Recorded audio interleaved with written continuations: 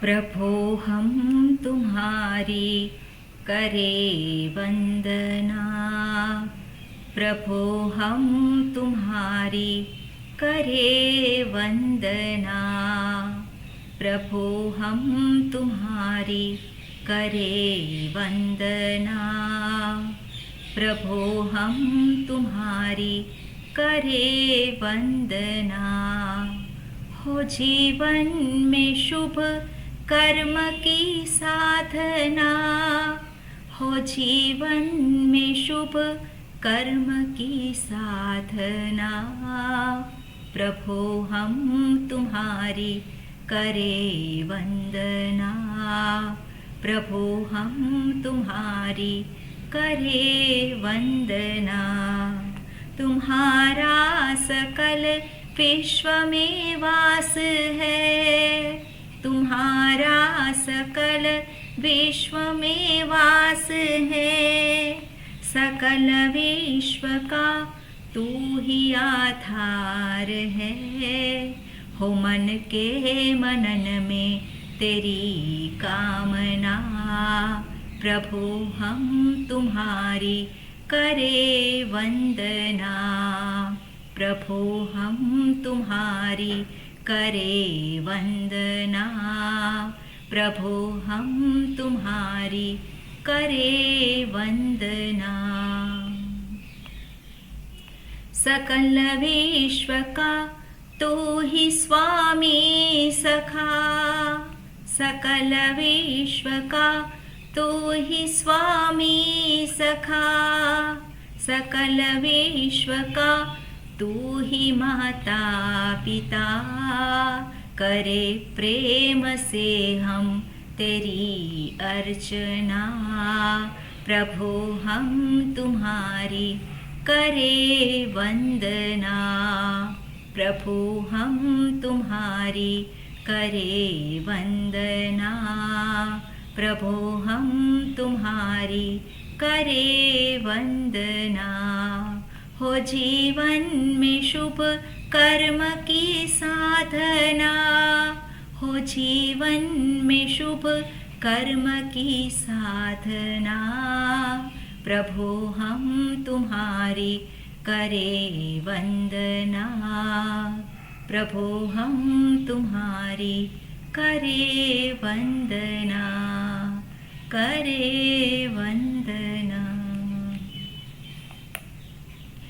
ओम हरि ओम श्री गुरुभ्यो नमः। हरि ओम। ओम सहनाववतु सहनौ भुनक्तु सह वीर्यं करवावहै तेजस्विनावधीतमस्तु मा विद्विषावहै। ओम शांति शांति शांतिः। शंकरं शंकराचार्यं केशवं बादरायणं सूत्रभाष्यकृतौ वन्दे भगवन्तौ पुनः पुनः। ईश्वरो गुरुरात्मेति मूर्तिभेदविभागिने व्योमवद्व्याप्तदेहाय दक्षिणामूर्तये नमः। सर्ववेदान्तसिद्धान्त दयाकरं दयाकारं दान्तं धर्मप्रवर्तकं प्रणमामि दयानन्दं मदाचार्यवरं परम्।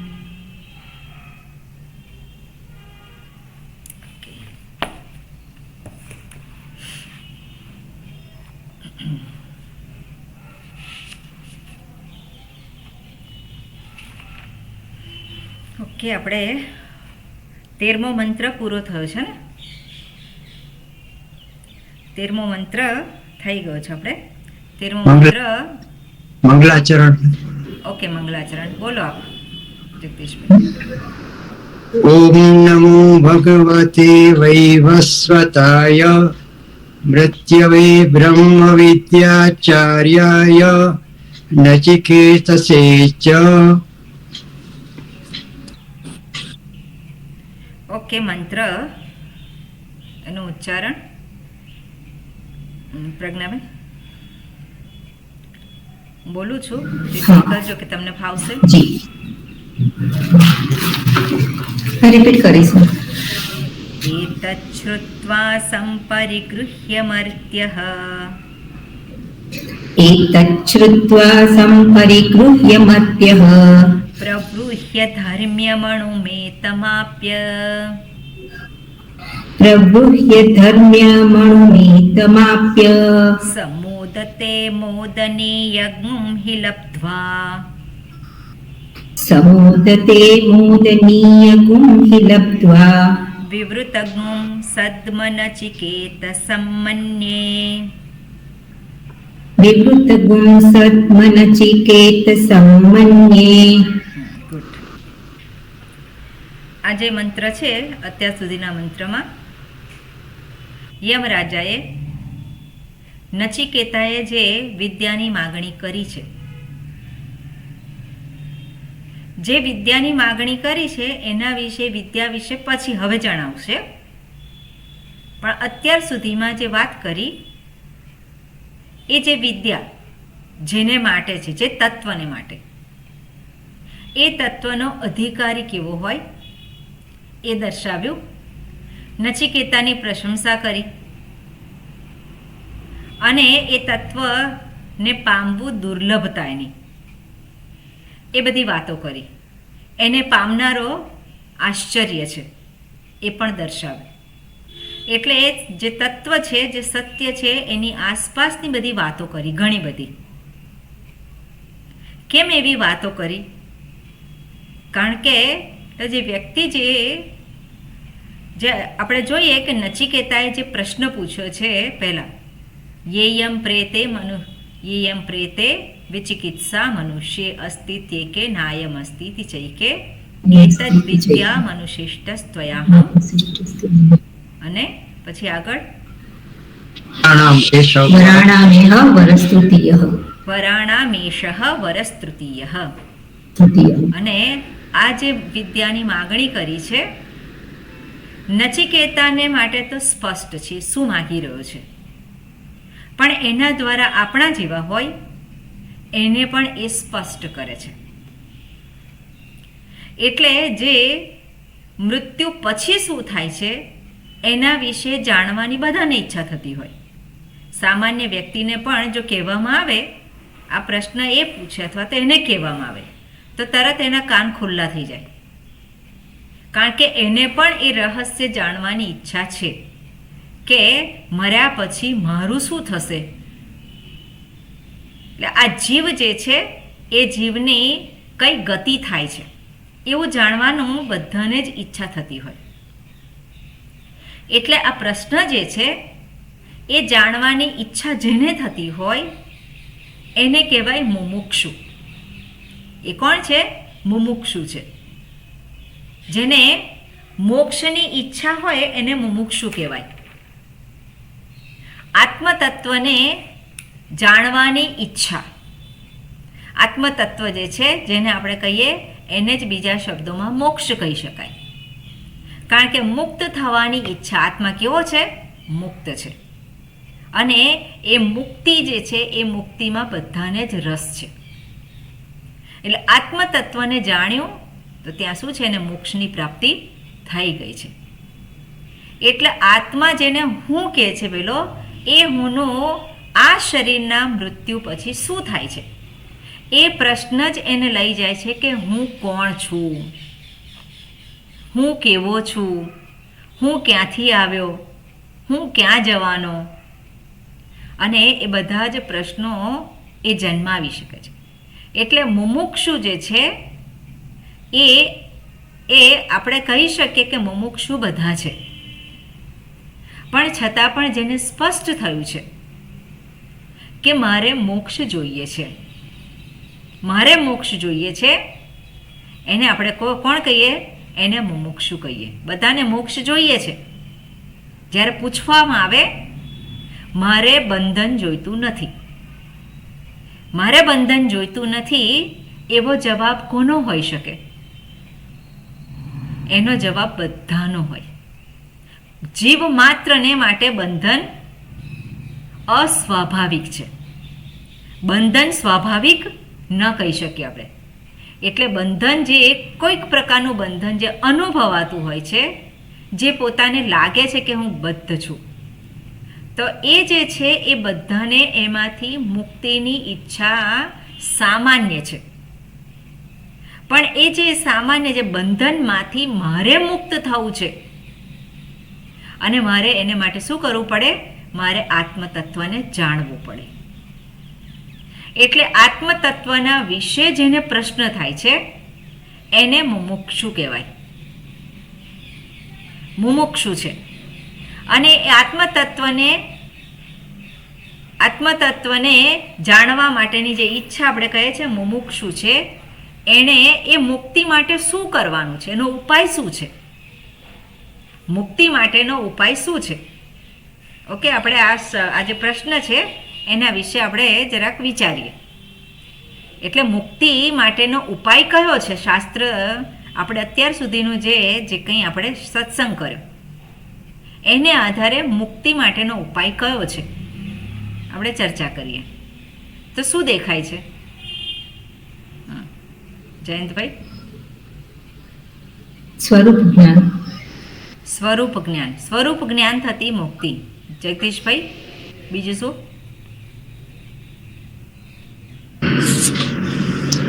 અને આ વિષયોમાંથી નિવૃત્ત થવું ને એક જોડાણ મેં હમણાં જે ટોપિક લીધો ને એ બરોબર.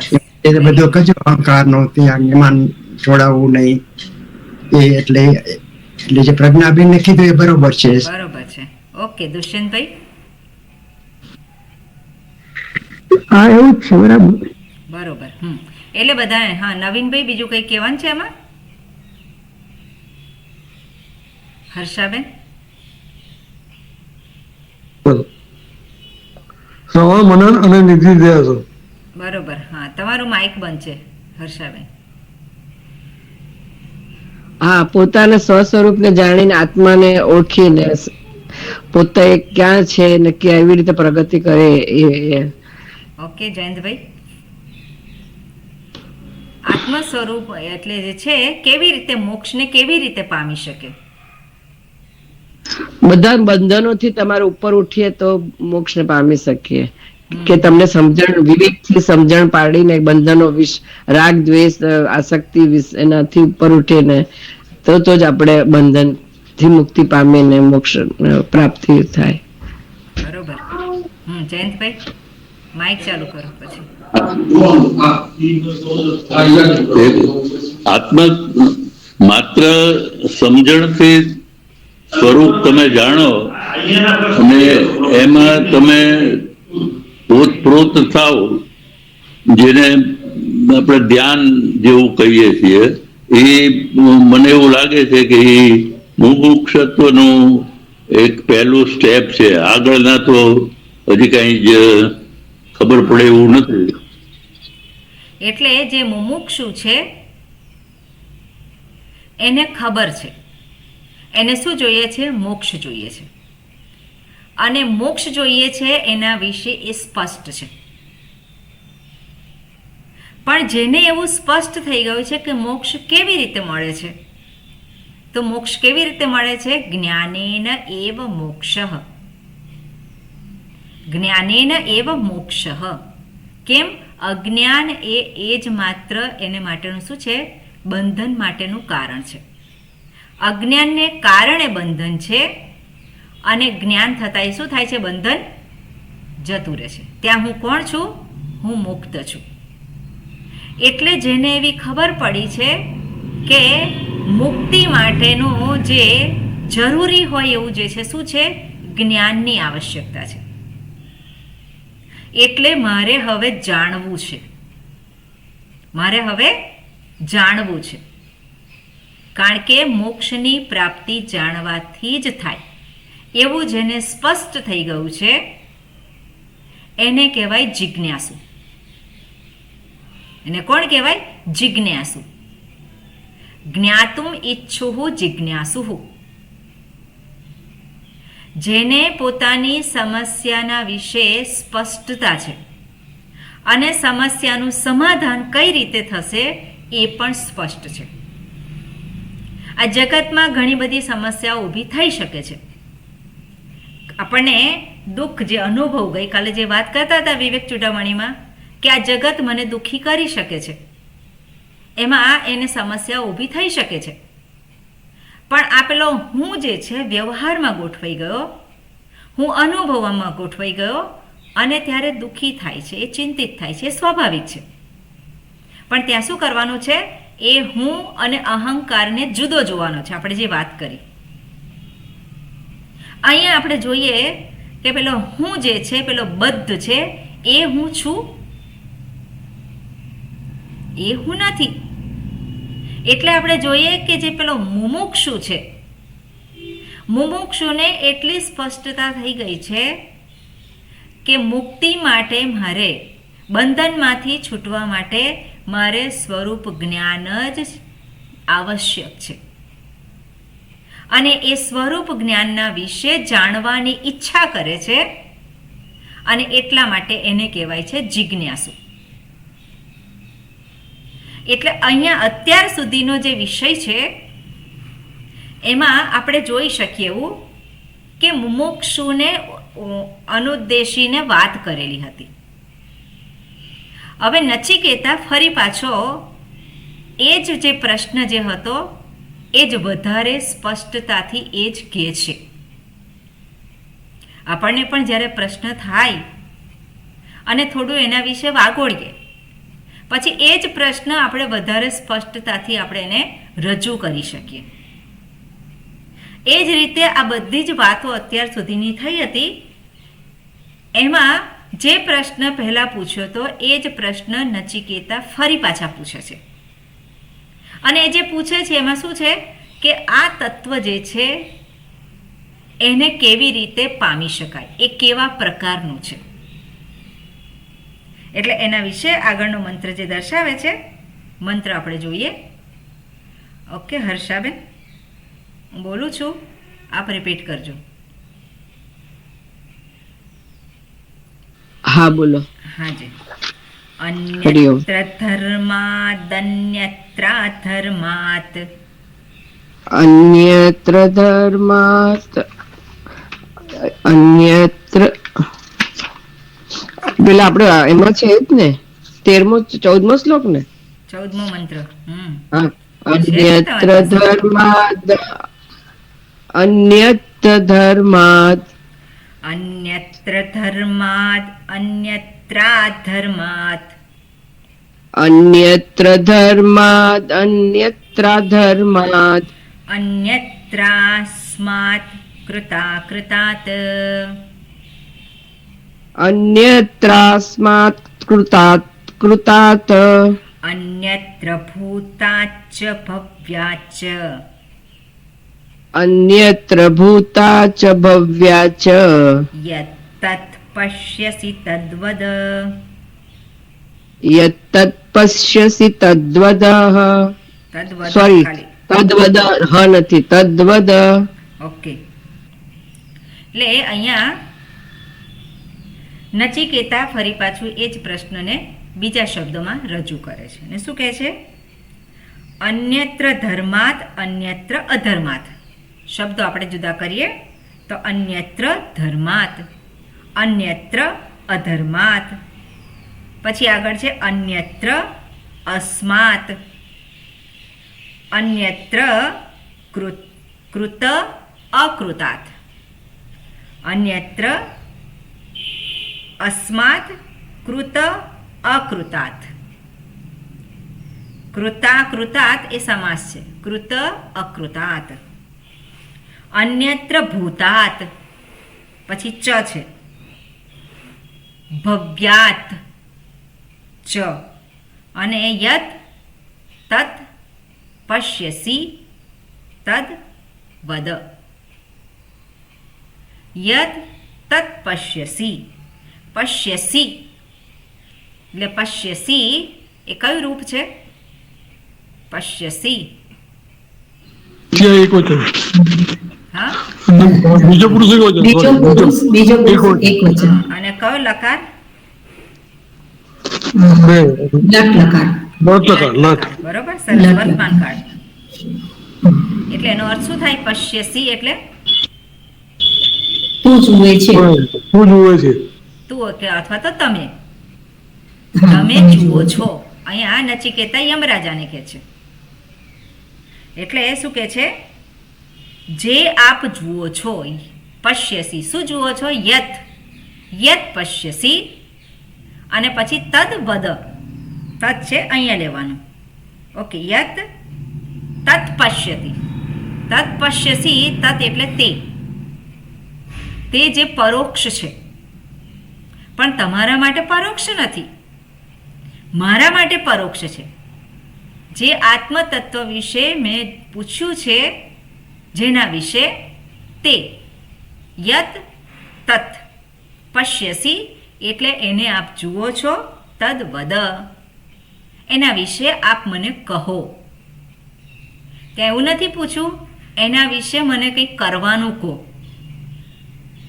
એના વિશે મને કંઈક કરવાનું કહો, એવું નથી કહ્યું. શું કહે છે? જે આપ દર્શન કરો છો એ તત્વનું આપ કેવી રીતે દર્શન કરો છો? કેવું? જે તમારા માટે સ્પષ્ટ છે, તમને એના વિશે કોઈ અસ્પષ્ટતા નથી, અને એ મને કહો. તે જ મારે જોઈએ છે. તમારા માટે જે અપરોક્ષ છે, મારા માટે પરોક્ષ છે. પણ તમે જે જુઓ છો, તમે જે જાણો છો, એ જ વસ્તુને મારે જાણવી છે. એટલા માટે તમે મને કહો. તદ વદ. વદ એ કયું રૂપ છે? ખ્યાલ આવે છે? કહો. લોટ લકાર. લોટ લકાર. લોટ લકાર અને ક પુરુષ. બીજો પુરુષ એક વચન. મધ્યમ પુરુષ. બીજો પુરુષ. બરોબર. બીજો પુરુષ એક વચન. એક બરોબર વચન. ને? આમાં જે વાક્ય છે એને આધારે જ આપણને ખબર પડી જાય. તમે કહો તો શું થાય? બીજો પુરુષ એક વચન. અને એટલે લોટ લકાર તદ વદ. તે આપ મને કહો. અને આના દ્વારા શું દર્શાવે છે? કે નચિકેતાને યમરાજામાં શ્રદ્ધા છે, કે આપ જે કંઈ કહેશો એના વિશે હું વિચાર કરીશ. જે કંઈ કહેશો એ હું ગળી નહીં જાઉં, પણ એના વિશે હું વિચાર કરીશ. એટલે જે કંઈ શાસ્ત્ર આપણને કહેતા, આચાર્ય કહેતા હોય, એના વિશે આપણે તમે કહો છો એટલે હું સત્ય ગણી લઉં છું, એવું નહીં. સત્યના વિશે માનવાનું નથી. માનવાની બીજી અનેક વસ્તુઓ છે, પણ સત્ય એ તો હુંનું સત્ય છે, આત્મતત્વનું સત્ય. એટલે ત્યાં માનવાનું નથી. અને એટલા માટે અહીંયા કહે છે તમે જે જુઓ છો એ તમે એવી રીતે કહો કે હું એને અપરોક્ષ રીતે જોઈ શકું. એટલે આપના વચનો જે છે એને હું, જે કંઈ આપ કહેશો એને હું શ્રદ્ધાપૂર્વક સ્વીકાર કરીશ અને એના ઉપર હું વિચાર કરીશ. એટલે યત તત પશ્યસી તદ વદ. અને એ કયું તત્વ છે? તત. એ તત પદથી જે દર્શાવે છે જે હું નથી જાણતો હતી, તો એ કયું તત્વ છે? તો એ તત્વ શું છે? તો કે અન્યત્ર ધર્માત અન્યત્ર અધર્માત. અન્યત્ર ધર્માત, ધર્મથી અન્ય. અન્યત્ર શબ્દ છે આપણે આવેલો છે, તો અન્યત્ર એટલે શું? અન્યત્ર.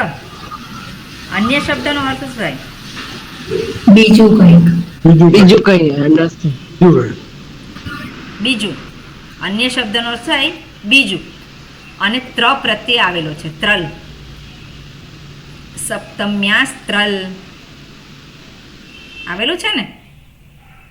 સપ્તમી વિભક્તિના અર્થમાં ત્રલ પ્રત્યે લાગે છે. સપ્તમી વિભક્તિ શું એટલે- દર્શાવે છે? બીજે ક્યાં? સ્થાન અને સમય. સ્થાન અને સમય.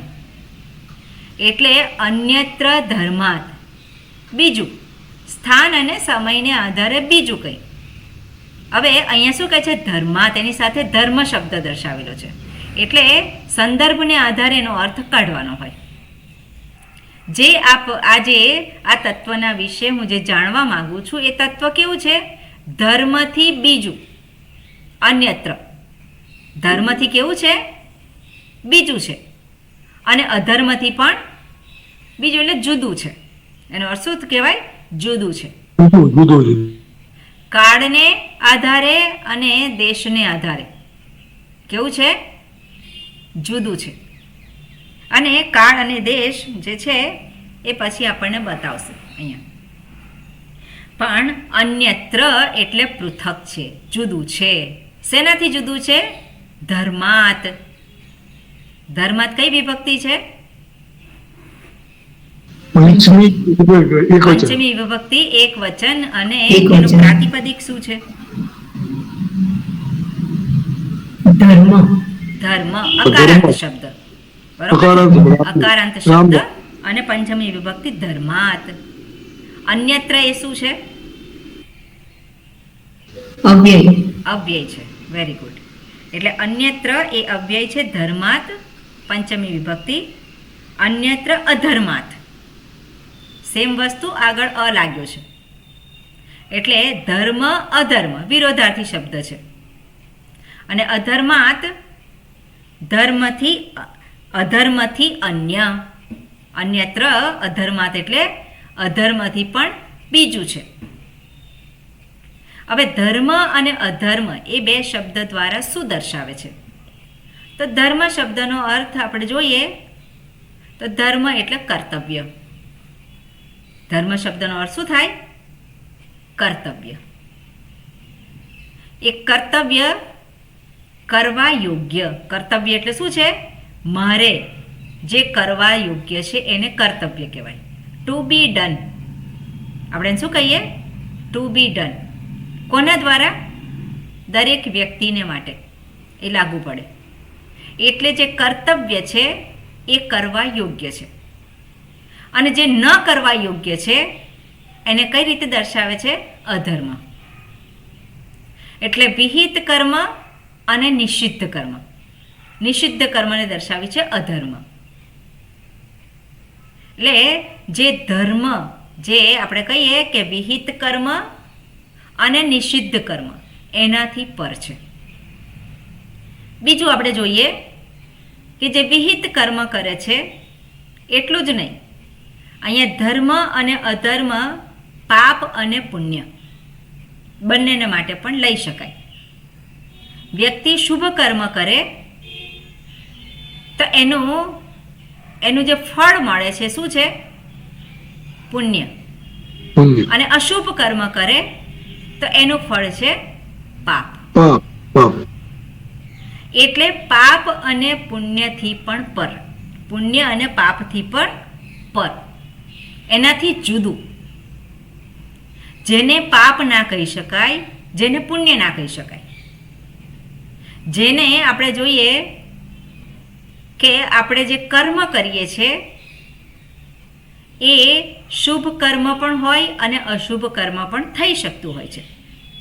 અશુભ કર્મ આપણે નથી કરતા, નથી થતું એવું આપણે કહી શકીએ નહીં. કારણ કે રોજબરોજનું જે જીવન જીવીએ છીએ એ જીવનમાં અશુભ કર્મો પણ થતા જ હોય. આપણા પગ નીચે અનેક જીવડાઓ બધા એનો નાશ થઈ જતો હોય. આપણે કંઈક કરવા ગયા અને પછી એમાં કંઈક દોષ રહી જતો હોય. એટલે અશુભ કર્મ નથી થતું એવું નથી. એટલે પાપ અને પુણ્ય આપણે કહીએ તો પાપ અને પુણ્ય આપણે હંમેશા હોય જ છે. અહીંયા શું કહે છે? પાપ અને પુણ્યથી જે પર છે. પાપ અને પુણ્યનો નિર્દેશ કોણ કરે છે? કોણ કરે છે? શાસ્ત્ર કરે છે. અને શાસ્ત્રમાં જે કંઈ દર્શાવેલા છે બધા કર્મો, એ બધા જ કર્મોનો સમાવેશ અહીંયા થઈ જાય. વ્યક્તિને માટે જે કર્મો દર્શાવ્યા છે શાસ્ત્રમાં એ કયા છે? વિહિત કર્મ, નિષિદ્ધ કર્મ, કામ્ય કર્મ, પ્રાયશ્ચિત કર્મ, એ બધાનો અહીંયા સમાવેશ થઈ જાય. અને એ કર્મ કરીને શું પ્રાપ્ત થાય છે? કર્મના ફળ રૂપે શું પ્રાપ્ત થાય છે? તો કર્મના ફળ રૂપે જે ભોગ પ્રાપ્ત થાય, જે પરિસ્થિતિ પ્રાપ્ત થાય, એટલે કર્મ અને કર્મનું ફળ એ બધું જ અહીંયા આવી જાય. અને કર્મ ફળ છે આલોક અને પરલોક. શું છે? આ લોકમાં પણ એ ફળ પ્રાપ્ત થઈ શકે કર્મનું, અને પરલોકમાં પણ એનું ફળ પ્રાપ્ત થઈ શકે. એટલે જે કૃત અને અકૃત, અહીંયા જે ધર્મ અને અધર્મ, એના વિશે જે કાર્ય જે છે કર્મ માત્રનો સમાવેશ થઈ જાય. અને કર્મ જે આપણે કહીએ છીએ એની આજુબાજુ જે કંઈ સંકળાયેલા છે એ બધાનો સમાવેશ અહીંયા થઈ જાય. એટલે આપણે જોઈએ કે ધર્મ અને અધર્માત પૃથક, જુદું છે. આ તત્વ કેવું છે? પેલો કરતા રહે છે ખરો? તત્વને જાણે પછી કરતા રહી શકે ખરો? એ કરતા નથી તો પાપ પુણ્ય ક્યાં? કરતા નથી તો કર્તવ્ય ક્યાં? એટલા માટે આ તત્વ કેવું છે? અન્યત્ર ધર્મ અન્યત્ર અધર્માત. એટલું જ નહીં, શું કે છે? અન્યત્ર અસ્માત કૃતા કૃતાત. હવે અન્યત્ર એ તો જોયું આપણે, અવ્યય છે અસ્માત. તો અસ્માત કઈ વિભક્તિ છે? વિભક્તિ એકવચન. પંચમી વિભક્તિ બહુવચન. પંચમી વિભક્તિ બહુવચન. બરોબર. એટલે અસ્માત એટલે આનાથી, એનો પણ અર્થ શું થાય? આનાથી પણ શું છે? અન્યત્ર એટલે જુદું છે. શેનાથી જુદું છે? કૃત અકૃતાત. કૃત અને અકૃત. કૃત એટલે કૃ ધાતુને ક્ત પ્રત્યય લાગ્યો. કૃ ધાતુને ક્ત પ્રત્યય લાગી ભૂતકાળમાં. કૃત એટલે થયેલું છે, જેનું નિર્માણ થયેલું છે, એને શું કહેવાય? કૃત. અને અકૃત જેનું નિર્માણ થયું નથી. જેનું નિર્માણ હજુ થયું નથી પણ નિર્માણ થવાની સંભાવના છે. એટલે જેનું નિર્માણ થઈ ગયું છે એને આપણે કાર્ય તરીકે ઓળખીએ. જેનું નિર્માણ હજુ થયું નથી એને આપણે કારણ તરીકે ઓળખીએ. એટલે ઘડો, તો ઘડો શું છે? એ કાર્ય છે. અને માટી એ કારણ છે. કાર્ય ક્યાંથી આવ્યું? કારણમાંથી આવ્યું. એટલે કાર્યની જે અત્યારની જે સ્થિતિ છે એ ક્યાંથી પ્રગટ થઈ? એના કારણમાંથી. એટલે હવે કાર્ય, અહીંયા શું કહે છે? કાર્ય પણ નથી અને કારણ પણ નથી. શું દર્શાવે છે? કે કાર્ય અને કારણથી જુદું છે. આ તત્વ જે છે એ કાર્ય અને કારણ બંનેથી જુદું છે. હવે જેને આપણે કહીએ કાર્ય, ઘડો, એ કારણ છે કે નહીં? કાર્ય એ કારણ હોઈ શકે કે નહીં?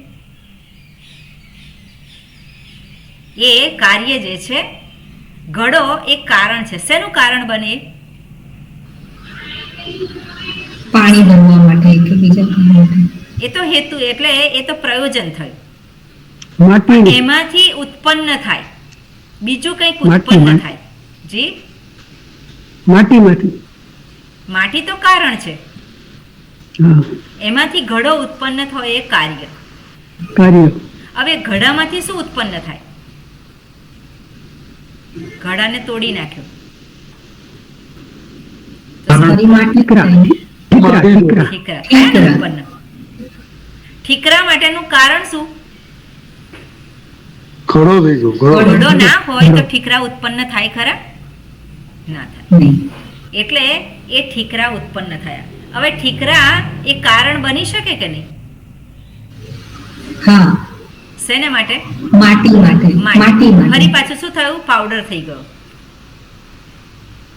એટલે હવે માટી છે એ ઉત્પન્ન થઈ. શેમાંથી ઉત્પન્ન થઈ? ઠીકરામાંથી. ઠીકરામાંથી શું ઉત્પન્ન થયું? માટી. માટીનો પેલો પાવડર. પહેલાં શું હતું? માટીનો પાવડર જ હતો. એમાંથી પહેલાં એ પાણી નાખીને ગળો બનાવ્યો. હવે માટીને કાર્ય કેવું કે કારણ કેવું?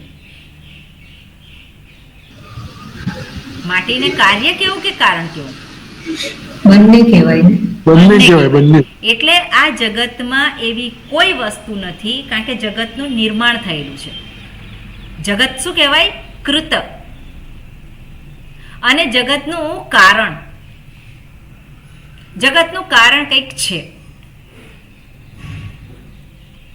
પણ આપણે જગતના વિશે વિચારીએ તો જગતમાં જે કાંઈ છે, જેનું નિર્માણ થયેલું છે, એ બધી જ વસ્તુ એમાં કોઈકનું કોઈક કારણ છે. એટલે દરેક વસ્તુ કાર્ય પણ છે અને કારણ પણ છે. બરોબર ને? કાર્ય પણ છે અને કારણ પણ છે. એટલે અસ્માત કૃતાત અકૃતાત. એટલે એ વસ્તુ કેવી છે? જેને કાર્ય ના કહી શકાય, જેને કારણ પણ ના કહી શકાય. એનાથી કેવી છે? એ જુદી છે, એનાથી પૃથક છે. આગળ શું કહે છે? અન્યત્ર ભૂતાત ચ ભવ્યાત ચ. અન્યત્ર ભૂતાત. ભૂતાત એટલે શું થાય? કઈ વિભક્તિ થાય? ભૂતાત. પંચમી વિભક્તિ એક વચન. અને પ્રાતિપદિક શું છે? ભૂત. અકારાંત શબ્દ ભૂત. એટલે અન્યત્ર ભૂતાત ચ. ચ એ અવ્યય છે. ભવ્યાત. ભવ્યાત એ પણ પ્રાતિપદિક શું થાય? ભવ્ય. પ્રાતિપદિક થાય ભવ્ય. એટલે ભૂતાત અને ભવ્યાત. ભૂત એટલે આપણે જોયું ભૂતકાળનો એ છે. કયો પ્રત્યય લાગેલો છે? ભૂત.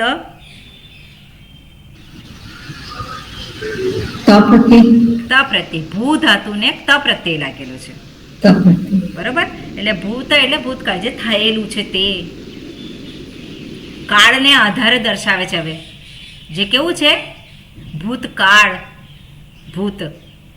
અને ભવ્યાચ. ભવ્યાત. તો ભવ્યાત એટલે શું છે? ભવિષ્યમાં જે થવાનું છે તે. જે ભૂતકાળમાં જે થઈ ગયેલું છે, જેને આપણે ભૂતકાળ કહીએ છીએ, જે ભવિષ્યમાં જે થવાનું છે અથવા તો જેને ભવિષ્ય કહીએ છીએ, એનાથી શું છે? અન્યત. અન્યત્ર એનાથી જુદું છે. એનો અર્થ છે કે જેને કાળની સીમા નથી. જે પહેલા હતું કે નહોતું? પહેલા હતું, અત્યારે છે અને ભવિષ્યમાં પણ હશે. એટલે એને માટે એવું નથી કે પહેલા હતું અને પછી નહીં હોય. પહેલા હતું અત્યારે નથી એવું નથી. એ તત્વ કેવું છે? ત્રણેય કાળમાં છે જ. એટલે કાળની સીમાથી પર છે. અને એવું જે તત્વ છે, યત તત્ પશ્યસી તદ્વદ, એ તત્વના વિશે તમે મને કહો. એટલે આ વિદ્યા જે છે, આ રહસ્ય તમે જાણો છો અને એ રહસ્ય હવે તમે મને કહો. કયું રહસ્ય? તો કે જે ધર્મ અને અધર્મથી જુદું છે, જે કાર્ય અને કારણથી જુદું છે, જે ભૂત અને ભવિષ્યથી જુદું છે, એનાથી પર છે. એનાથી એ પર છે, એનાથી વિલક્ષણ છે, આપણે કહી શકીએ. એવું જે તત્વ છે એના વિશે તમે જાણો છો, માટે તમે મને હવે કહો. સ્પષ્ટ મંત્રનો અર્થ. ઓકે, આગળ હવે ભાષ્ય જોઈએ. ઓકે જયંતભાઈ, બોલું છું, વાત રિપીટ કરજો. અન્યત્ર ધર્માત. અન્યત્ર ધર્માત. શાસ્ત્રીયાત. શાસ્ત્રીયાત. ધર્માનુષ્ઠાનાત. ધર્માનુષ્ઠાનાત. તત્ફલાત. તત્ફલાત. તત્કારકેભ્યશ્ચ. તત્કારકેભ્યશ્ચ. ભ્યશ્ચ. તારકે ભ્યશ્ચ ગુડ. પૃથક પૃથક પૃથક ભૂતમ પૃથક ભૂતમ ઇત્યર્થઃ. ઇત્યર્થ. ઓકે. અન્યત્ર ધર્માત, એનો અર્થ શું આપ્યો છે? માઇક બંધ કરવાનું. અન્યત્ર ધર્માત એ શબ્દ જોયો આપણે, એના વિશે જ અહીંયા ભાષ્યકાર શું કહે છે? શાસ્ત્રીયાત ધર્માનુષ્ઠાનાત તત્ફલાત કારકેભ્યશ્ચ. એને આપણે જુદું કર્યું, આપણે શબ્દો બધા. શાસ્ત્રીયાત ધર્માત, ધર્મ અનુષ્ઠાનાત. ધર્મ શબ્દનો અર્થ શું આપ્યો છે? ધર્માત એટલે શાસ્ત્રીયાત ધર્મ અનુષ્ઠાનાત. શાસ્ત્રીયાત, શાસ્ત્રીયાત કઈ વિભક્તિ આવશે? એક વચન. પંચમી વિભક્તિ. પંચમી વિભક્તિ એક વચન શાસ્ત્રીયાત. અને પ્રાતિપદિક શું હશે? નવીનભાઈ, પ્રાતિપદિક? શાસ્ત્રીય. શાસ્ત્રીય. શાસ્ત્રી. હવે શાસ્ત્રીય શબ્દ કેવી રીતે બન્યો? તો કે શાસ્ત્ર શબ્દને તદ્ધિત પ્રત્યય લાગ્યો. શાસ્ત્ર શબ્દને તદ્ધિત પ્રત્યય લાગ્યો અને શાસ્ત્રીય. શાસ્ત્રમાં જે દર્શાવે છે એને શાસ્ત્રીય કહેવાય. તદ્ધિત પ્રત્યય છે એ જુદા જુદા અર્થમાં લાગતો હોય છે. જેવી રીતે જાનકી, તો જનકની પુત્રી જાનકી. જાનકી એ તદ્ધિત પ્રત્યય લાગ્યો અને શું થયું છે? જાનકી શબ્દ બન્યો. શેના અર્થમાં છે? પુત્રીને, પુત્ર કે પુત્રીને દર્શાવનાર. એટલે જનક શબ્દ જે છે પ્રાતિપદિક, અને એને પછી પ્રત્યય લાગે. એટલે નામને જ્યારે પ્રત્યય લાગી અને શબ્દ બને છે ત્યારે એ તદ્ધિત શબ્દો કહેવાય. જેવી રીતે આપણે અવ્યય જોયા બધા. અત્યારે અવ્યયનું પ્રકરણ આપણે પૂરું થયું. એ પણ શેના અંતર્ગત આવે છે? તદ્ધિત પ્રત્યય અંતર્ગત. એટલે અવ્યય પણ બને છે. અને આવી રીતે જુદા જુદા અર્થમાં નામ પણ બને છે. ફરી પાછું પ્રાતિપદિક બને. જેવી રીતે આપણે જોઈએ કે તત્વ, તો તત્ એ પ્રાતિપદિક છે અને ત્વ પ્રત્યય લાગ્યો. તો તત્વ એટલે શું છે? હોવાપણું દર્શાવે, ભાવ. હોવાપણું જે ભાવ દર્શાવે, તત્વ એટલે તત્નું હોવાપણું, એને તત્વ કહેવાય. સત્વ જે આપણે કહીએ છીએ બધા શબ્દો, એટલે જુદા જુદા અર્થમાં તદ્ધિત પ્રત્યય લાગીને પણ શબ્દ બને છે. અહીંયા પણ શું છે? શાસ્ત્ર શબ્દને તદ્ધિત પ્રત્યય લાગ્યો અને શાસ્ત્રમાં કહેવાયેલું જુદા જુદા અર્થમાં લાગે એટલે શાસ્ત્રીય. અને અહીંયા જોઈએ આપણે ધર્માત શાસ્ત્રીય કયું છે? ધર્માત શાસ્ત્રીય. તો બે શબ્દ ભેગા થયા, ધર્માત તકારાંત અને શાસ્ત્રીય. અને જ્યારે બેને ભેગા કર્યા તો તકારનો ચકાર થયો અને શકારનો છકાર થયો. કયું સૂત્ર છે? પ્રજ્ઞાબેન સિવાય યાદ છે?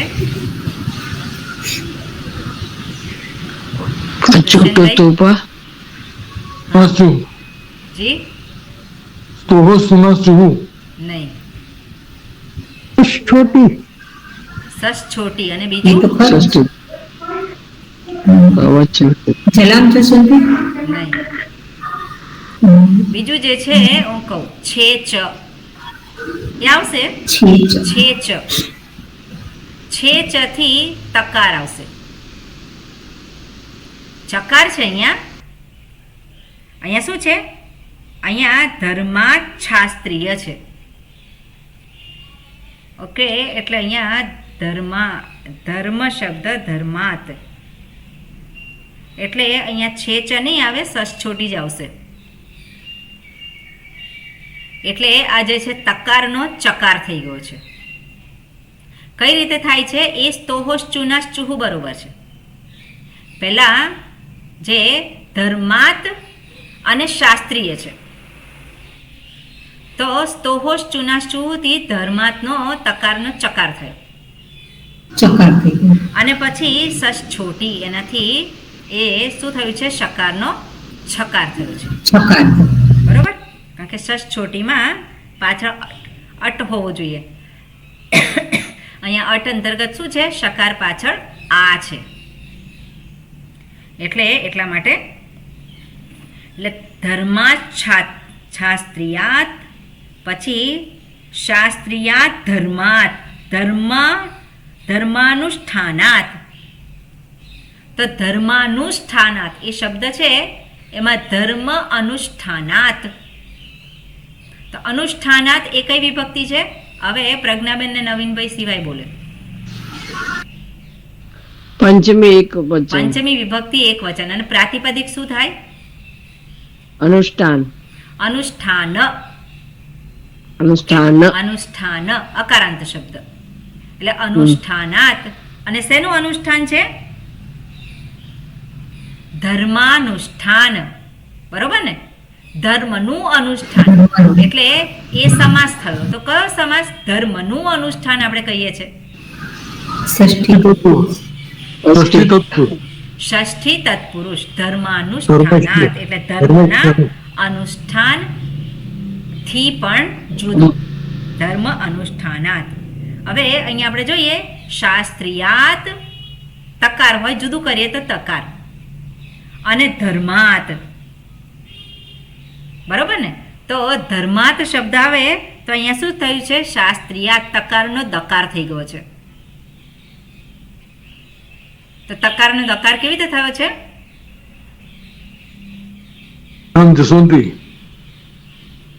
તનો દ અચૂટું તુપું ના આધારે નહીં, સ્તોહોશ ચુનાશ ચુથી થશે ને? ધર્માતનો તકારનો દકાર સ્તોહોશ ચુના શુથી તો શું થાય છે? તકારનો ચકાર થાય છે. તો પછી જલામ જસોતે. હા બરોબર? જલામ જશોંતે. ઓકે, એટલે અહીંયા શું થશે? શાસ્ત્રીયાત, કારણ કે શબ્દ જુદો છે. ધર્માત જો એક જ શબ્દમાં વચ્ચે આવતું હોત તો જલામ જશી આવત, શબ્દ અંતર્ગત. પણ આ શબ્દ જુદો છે, ધર્માત. અને એટલા માટે ધર્માદ શાસ્ત્રીયાત ધર્માનુષ્ઠાનાત. તો ધર્માનુષ્ઠાન જે છે એમાં ધર્મ અને અનુષ્ઠાન બે શબ્દ છે. તો ત્યાં શું થયું છે?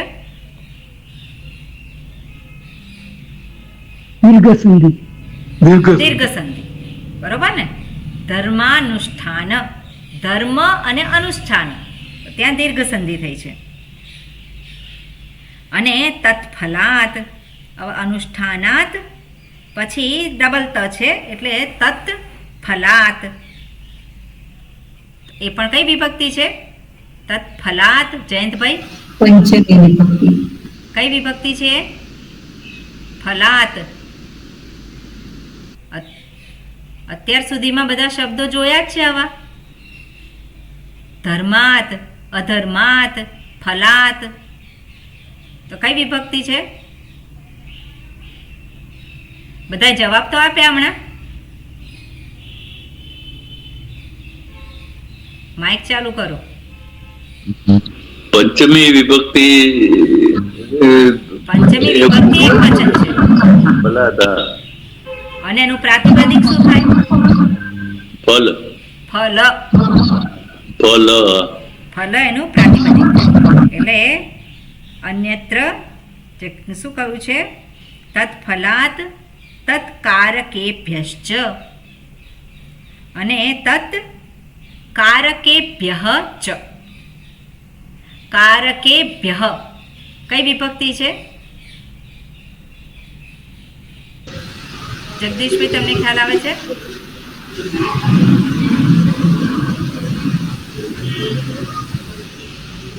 બહુ ચતુર્થી બહુવચન. શું છે? ચતુર્થ વિભક્તિ. ઓકે, હવે ભ્ય ક્યાં ક્યાં આવે છે? ચતુર્થી, તૃતીય, ચતુર્થી અને નહીં, ચતુર્થી અને પંચમી. ચતુર્થી ભ્ય પછી ક્યાં આવે છે? ચતુર્થી અને પંચમી વિભક્તિ બહુવચનમાં આવે છે. હવે અહીંયા કઈ વિભક્તિ છે? ચતુર્થી છે કે પંચમી છે? પંચમી હોઈ શકે, બહુવચન છે.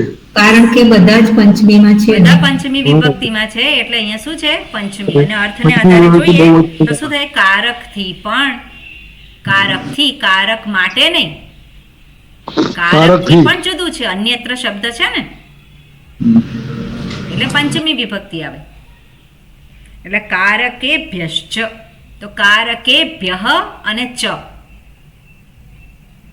તો ત્યાં શકાર કેવી રીતે આવ્યો? ભ્યઃ અને ચ, શકાર આવે છે. નવીનભાઈ ખ્યાલ આવે છે? વિસર્ગ પછી ચા આવે ને, વિસર્ગ પછી ચા આવ્યો ને, શું? એટલે વિસર્ગનો સ થયો, વિસર્ગનો સ થયો, વિસર્ગનો શકાર. વિસર્ગનો સકાર ક્યારેય નથી થતો. વિસર્ગનો ઓકે, વિસર્ગનો સકાર ઓકે. વિસર્ગ કેવી રીતે આવ્યો?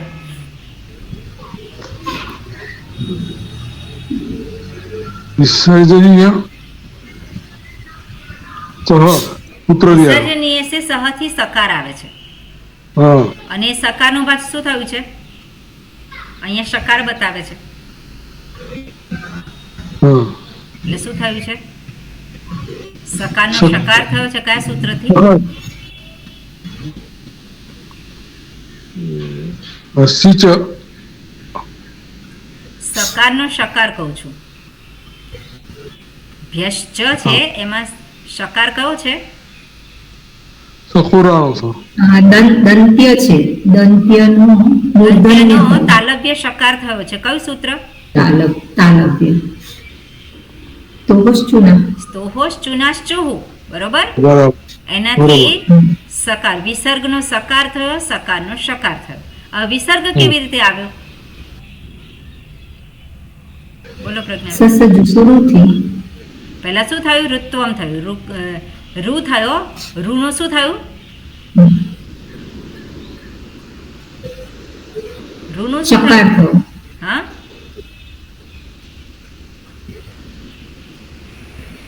રૂનું શું થયું? રેફ થયો, રેફનું શું થયું પછી?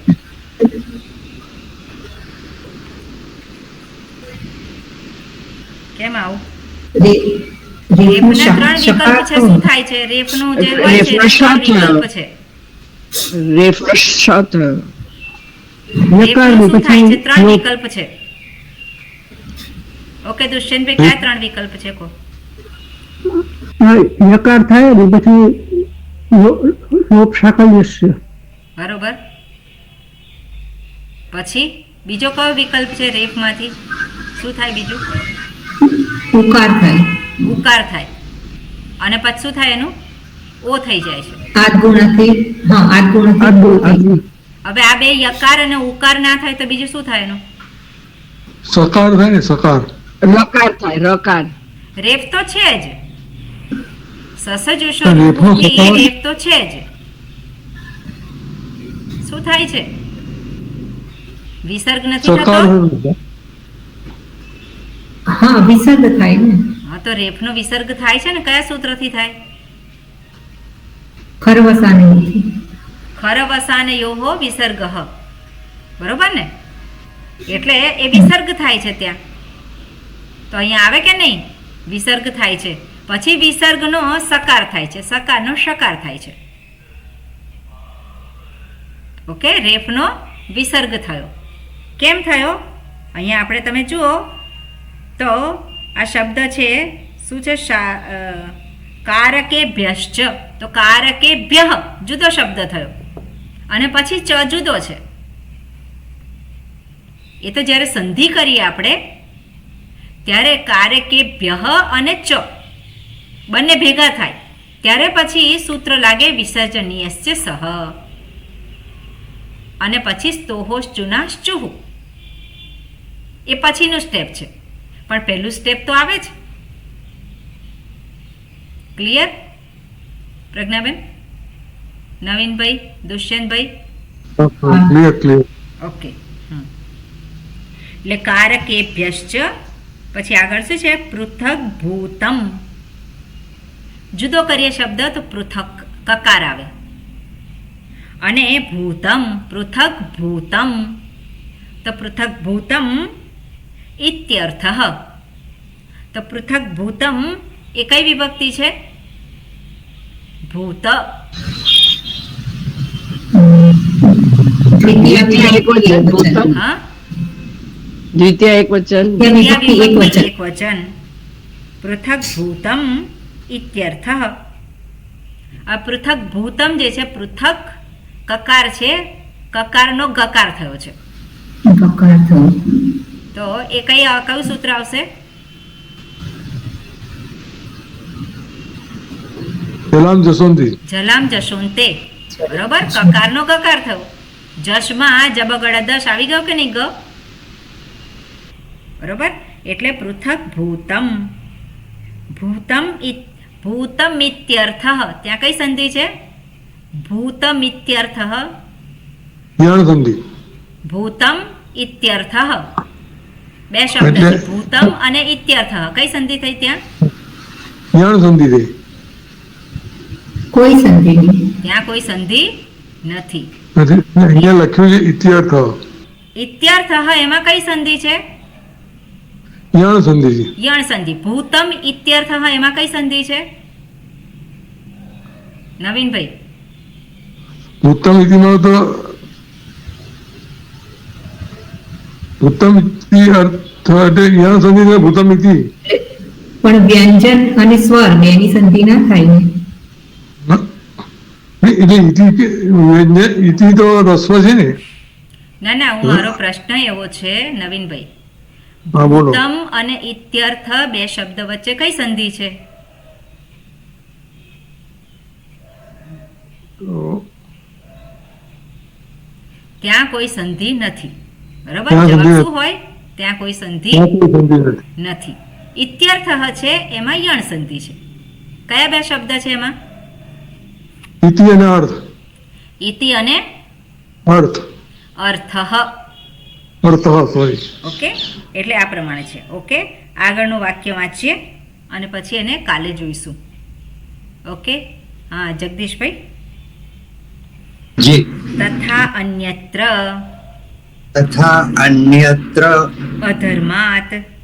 અધર્માત તથા અન્યત્ર તથા અન્યત્ર અસ્માત અસ્માત કૃતાકૃતાત કૃતાકૃતાત કૃતમ કૃતમ કાર્યમ કાર્યમ અકૃતમ અકૃતમ કારણમ કારણમ અસ્માત અન્યત્ર. અસ્માત અન્યત્ર. ઓકે, આ શબ્દ છે એને આપણે આવતીકાલે જોઈશું. ઓમ પૂર્ણમદઃ પૂર્ણમિદં પૂર્ણાત પૂર્ણમુદચ્યતે પૂર્ણસ્ય પૂર્ણમાદાય પૂર્ણમેવાવશિષ્યતે. ઓમ શાંતિ શાંતિ શાંતિ. હરિ ઓમ શ્રી ગુરુભ્યો નમઃ. હરિ ઓમ. હરિ ઓમ.